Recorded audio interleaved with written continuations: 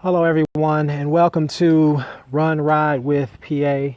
This is my first live in a very long time, but I'm going to start doing informational live. So today I just did 28 miles and I didn't feel good, but I got off to a good start. I didn't feel like I had a lot of energy. Got off to a good start and I crushed my best for this season by 8 minutes. Just my best was the last ride, so in a few days I cut 8 minutes on my time, and it wasn't a windy day, anything like that, so no wind helped me or anything like that. But that's where it always comes down to, you got to run your race. No matter what it is, you got to run your race because you never know how it's going to turn out.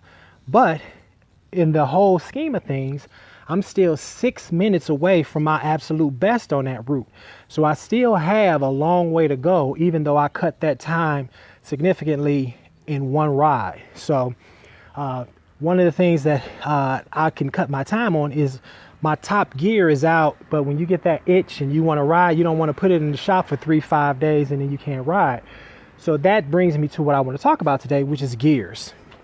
So I couldn't tell you how long I rode without really changing my gears, because I've always been in shape. I've been able to do a lot of things, but if you're a beginning rider, gears are important.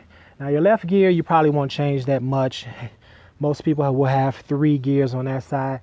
On your right side, you might have anywhere between 6 and 8 gears. Now, the higher the number, the harder it is to crank, but that's the faster that you go. So it's important that when you're starting off, you want to know where you're at. So if you're on, say, starting at 5, and your legs are moving too fast, then that means your gear is too low. You need to go up to 6. And if it's still spinning, then you need to go up to 7.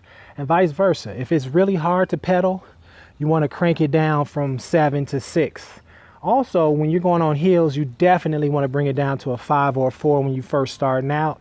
And as you become stronger and you can ride more and you have more endurance, sometimes you'll leave it on a 7 for certain types of hills. If it's not too steep, you'll keep it on a high gear, stand up, and you'll be able to make it up there faster than if you were to crank the gears down. So I just wanted to let you all know it's important to make sure you keep your gear on what it is you need. If your legs are spinning too much, you need to gear up. If it's too hard, you need to gear down. And also, when you come to a stop or you're anticipating a stop, you want to bring your gear down at least 2 from where you currently are. Even if you're on 5, you might want to at least bring it down to 4. So when you start off, you won't have a hard time pushing off. So that's just my tip. Pay attention to your gears. I'm going to give you guys a lot of different pointers.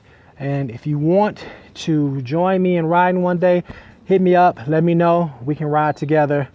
I ride long, so at least you got to have some kind of at least 15 miles or something like that. You have to be able to do that, and I'll ride with you. You can always direct message me for that. And please join this page. Follow this page. Talk to you guys.